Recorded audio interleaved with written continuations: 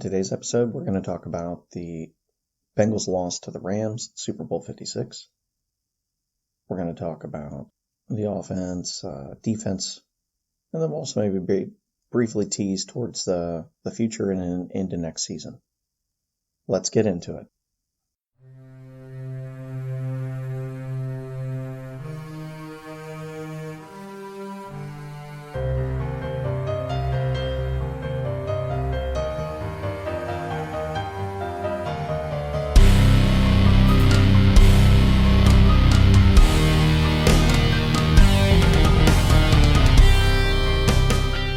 Welcome to the Way of the Dad podcast, where we fearlessly dive into the depths of dadness.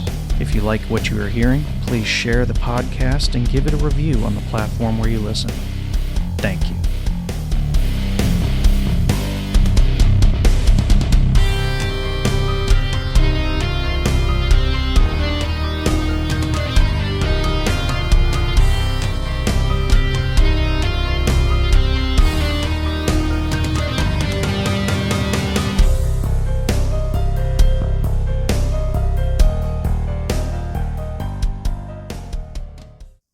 Hey everybody, welcome back to the Way of the Dad podcast with your host, a sore, hurting, irritated Bengals fan. That was a rough loss. That was a heartbreaker. No doubt about it. There's going to be a lot of people out there who, want to complain about this player or that player or this individual play or that individual play. And I'm not saying those aren't valid things to talk about there. Of course there are. Hey, why'd you call this play here? Hey, why didn't you do a better job in coverage there? Whatever. But I keep coming back to, and this is the morning after. This is Monday morning, so I will be hurrying up and editing this as fast as I can and getting it out today. But I keep coming away from the fact that this was an extremely hard-fought game. Just wow. I keep coming back to the fact that I feel like after that game was over, in the initial pain, the realization that, nope, we're not winning the Super Bowl this year. Once that all passed, I just felt like that team did everything they could against a team that was better on paper. And I'm perfectly fine admitting that. I don't like it, but it's true. That team was better on paper. And the only thing that stings is that somehow we've been able to beat better teams on paper all through the playoffs. And unfortunately, this team not only knew they were better on paper, but they schemed like it. They played us like they were better on paper. With the Titans and the Chiefs, we schemed our way around their strengths, and minimized them more, or just absolutely neutralized them, right? But the Rams knew it, and the Rams played like it, and they schemed and adjusted like a team that was better on paper. That game was so tight and so close. The D, they absolutely played their hearts out. No doubt about it. And they kept us in the game the whole time. They were getting through, sometimes getting pressure on Stafford, sometimes just kind of getting him to hurry up his throws a little bit. They absolutely shut down the run game. For a team that likes to run, and everybody thinks the Rams are a high-flying offense like the Chiefs. No, they're not. They're actually a lot like the Bengals. They really want to run the ball if they can. That's what they really want to do. And then, take advantage of opportunities to absolutely stab the other team in the heart with some big play action and big plays. But it all comes off the run game for them. And the defense absolutely shut down the run game, the entire game. And the offense, they had their ups and downs. No doubt about it. We had a phenomenal, gorgeous play to open the half. Joe threw an absolute bomb to T. Higgins. I think they said it was, I know the scoring drive in total was 75 yards, but That was probably about 50 of it, 55, something like that. I mean, it was absolutely phenomenal. But that was also a problem. The offense couldn't quite get a rhythm going. They struggled to convert third downs.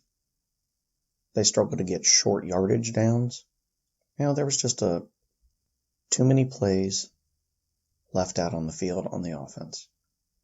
People can sit here and harp on the defense all they want, but the defense kept them in the game. They kept the score manageable. They even intercepted Stafford at one point. The offense left too many plays on the field. And might as well call a spade a spade. The offensive line just wasn't good enough. They did some really interesting things to keep Aaron Donald off Burrow for most of the first half. And it's pretty impressive. But unfortunately, a lot of it's smoke and mirrors. And that's okay as long as the other team doesn't realize you're using smoke and mirrors. As soon as they realize that, like the Rams did, they made adjustments. They adjusted the way they attacked the line so that Aaron Donald couldn't get double-teamed. And that meant that Joe started seeing a lot of Aaron Donald and others. And he was just sacked too many times. He didn't have enough time back there to find the open receivers. There was a play, I think it was the very last play. And if Joe had had even just a half second, I don't know about a full second, but another half second, Jamar Chase was open running down the field because Jalen Ramsey fell down. I mean, that's the difference between winning and losing the Super Bowl. So, I'm going to talk about something. But before I say anything about this, I want to be very, very clear. In no way do I put this loss, on anybody but the Bengals. The Bengals lost the game. Much as I hate to say that, they did. There were too many opportunities that they squandered on the field, and it ended up costing them. Not by a lot, just enough. That being said, it is really noticeable, and I wasn't even sure if I was really going to talk about this, but I saw a post today. Tony Dungy, Hall of Fame, Super Bowl winning head coach Tony Dungy, put out a tweet talking about how the refs had basically agreed to call virtually nothing except for false starts, offsides, and taunting the entire game. And that's exactly what they did. Until, strangely, the last Rams drive. The one that ended up being the game winner for them. Very strange that they finally started calling penalties right then. Now, I know there was a penalty earlier in the game when T. Higgins made a big catch, and it was pretty obvious in replay. He got a little uncalled hands to the face on Jalen Ramsey. I saw it, but hey, refs, we're letting the boys play today. Okay. They got away with some stuff. There was a 4th and 1 on the Bengals 4th and 1, and I can't remember which lineman for the Rams was, but he was clearly lined up into the neutral zone.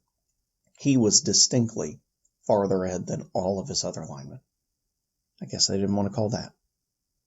But then they call a holding on Logan Wilson, and even the announcers couldn't see the holding. I mean, I'm sorry, but that Logan Wilson's coverage right there was virtually picture perfect. I mean, for a linebacker who's not exactly, probably the best cover person on the team, his coverage was perfect. He was staying glued to the receiver, but he never once grabbed a jersey. He never once pulled on it, and he gave an excellent pass defense. That could have been the game. In fact, there was another time where another Rams defensive back had, a big wad of T. Higgins' jersey. And it was really obvious. Well, we didn't call that. Okay. I didn't mind it. I didn't like it, but it was they're not calling anything. Okay. But the refs finally discovered their whistle. Right when the Rams could win the game, potentially. It's very strange to me. in the end, there's a lot of frustrating things to look at in that individual game. Opportunities missed on offense, coverages missed on defense, or somehow people forgetting Cooper Kupp's around from time to time, But it was a hard-fought game, and I couldn't be prouder of the season that this team gave us. And quite frankly, I'm hopeful, looking forward to not just next season, but the next handful of seasons. The farther you get out, the harder it is to project. Too many people become free agents or, trades and things like that, right? But the core of this team is here. We just need pieces, specifically on the offensive line, of course, but I digress. We've got a fair amount of free agents this year. Most of them are ones that I'm sure they'll try to bring back. Only a few of them are probably going to demand heftier paydays. But I really, really feel good about the future. Now, that doesn't mean I think we're definitely going to be right back in the Super Bowl next year. I think we can. But every other team changes every year too. Every other team's trying to upgrade, get rid of problems, and replace them with better players, right? Strengthen their deficiencies. And, no doubt, the AFC is a bumpy road. There are a lot of good quarterbacks. There's a lot of pretty good teams in the AFC. I think we can beat them. I don't know that we will, but I think we can. So looking forward, and I will be doing some individual, I don't know if I want to call them retrospectives, but a look back on this season that was. I am looking forward to the free agency and the draft and see how the Bengals try to attack it. I'm hoping that maybe they do kind of a similar version of what they did for the defense. I hope they do that for the offensive line. I mean, there's a lot of guys there that might be great guys, but outside of Jonah Williams, I don't know. Who's good? Tell me. Jackson Carman might be good, but he's a rookie. And I think anybody thought he was going to come in and just be this all-world right guard. That was hoping for a bit much. I was hoping he would flash a little more, but, I just don't know who's good. Trey Hopkins, he got better, but I wouldn't say he's not a Hall of Fame center or even an All-Pro. So I'm thinking that if I'm the Bengals, I guess what would I prioritize? Let's see. Well, the most obvious thing, O-line, period. Pretty much anything but left tackle. And I don't know that Jonah Williams is the greatest left tackle in the world, but he did pretty good this year. I'd have to look and see what PFF graded him out for the whole season, but Jonah Williams was pretty good. Now, long term, he probably won't be as good as Penei Sewell, I'm assuming. But that's why I never bought the Penei Sewell thing, because Penei Sewell's a left tackle. Left tackles don't become right tackles, usually. Not without serious work. And it usually takes a while, and some just can't do it. You don't just flip somebody, unless you perceive that they have the ability to flip. And I think they tried to do that up at Detroit with Penei Sewell, and moved him to right tackle, and he didn't stick there. So, O-line is a major focus. And I'd like to see them improve at virtually every position there. I think tight end's another focus. C.J. Uzomah's a free agent. I'm sure they'll re-sign him. They love him. He's been great, But I would wonder if they would maybe focus on tight end in the draft at some point and try to get someone who legitimately can not only block but also pass catch. Drew Sample has turned out to be pretty much only good for blocking. They rarely even try to run him in a route. At least not with any intent to actually throw towards him. I know Thaddeus Moss is on the roster, Randy Moss's son, but he's either too hurt or not that good. This is not the Marvin Lewis Bengals, where good players seem buried for some reason. If Thaddeus Ross had it, we would have seen him. So I feel like they need some improvement at tight end, opposite Uzomah. Now, I know there was a big report about Gronkowski coming out saying that if he couldn't play with Tom, he'd like to play with Burrow. I mean, that'd be pretty cool, right? I wouldn't mind seeing that. Everybody, and there's some Bengals groups I'm on, and they always talk about, oh gosh, we don't need Gronk. We just need to re-sign Uzomah. And it's like, no. You're not getting it. What if we had Uzomah and Gronk, right? Right. But, admittedly, we're getting someone who's definitely past his prime, but can still play a role. He can still block. He can still go out and get you hard-fought catches from time to time, right? And a 2 tight end set allows you to pass protect better too. Gives you chances and gives you options. When you have 2 tight ends that must be accounted for, that is a thing. You must account for them blocking and potentially running out to go catch a pass. It just makes the offense more multiple. Just gives them more ways to stab you in the heart. So, O-line, tight end, and, if there's some improvements we can make to the DBs, okay. I mean, it's not like we're terrible there, but we haven't been all pro there either. We got a Woozier. I think Woozier has turned out really, really great. Eli Apple, as much as I ran him over the coals earlier in the season, he really did come up and be a much better cornerback. But a lot of people forget, he was never supposed to be a starter. He was supposed to be a slot backup rotational guy. But it's because Trey Waynes, nothing against the guy, but he can't stay healthy. I don't know why. I also kind of don't care. He's making a boatload of money being injured. So, I'm sure he can dry his eyes with his $100 bills. But Trey Waynes, that contract doesn't work out. So it's time to go find another. Another strong starting cornerback opposite Awuzie. And, another DB, it's Jesse Bates needs a contract. Now, I don't know that he needs to be the highest paid safety in the league, but he needs a contract. He has been good enough to be given a contract. He hasn't had the best year ever, but he's had a really good year. It's been a little up and down, though, admittedly. But I think it's time to get him signed up. And if not, well, then we need to go out and find his replacement if he doesn't want the contract that they'll offer. Thankfully, the Bengals are in a strong position of cap space going into the next year. So between free agency and the draft, I think they should be able to address their deficiencies.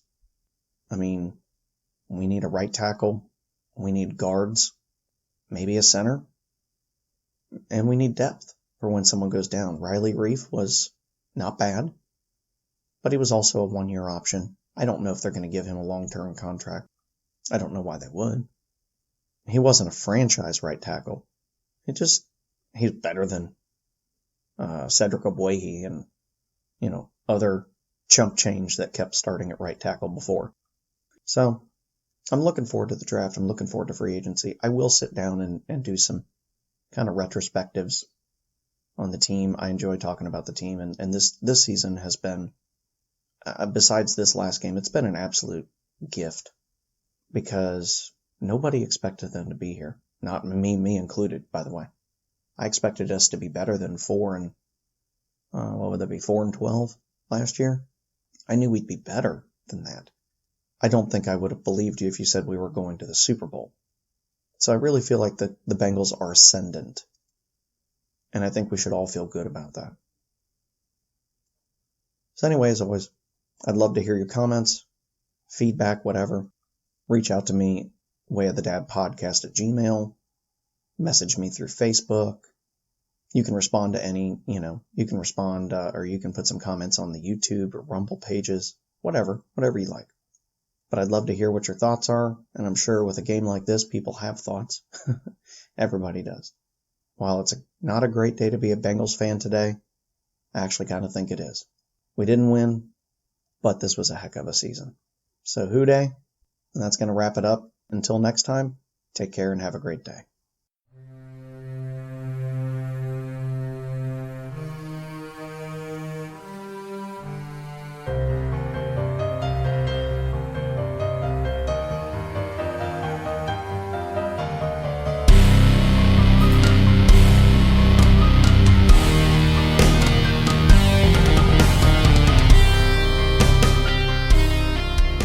Thanks for listening. The Way of the Dad podcast is produced and recorded by, well, me, a stunningly average husband and father, who appreciates all of the likes, shares, reviews, and support you give. If you would like to reach out, you can find the podcast on its Facebook page, and of course you can email me at wayofthe.dadpodcast@gmail.com. Come back next time as we continue to fearlessly dive into the depths of dadness.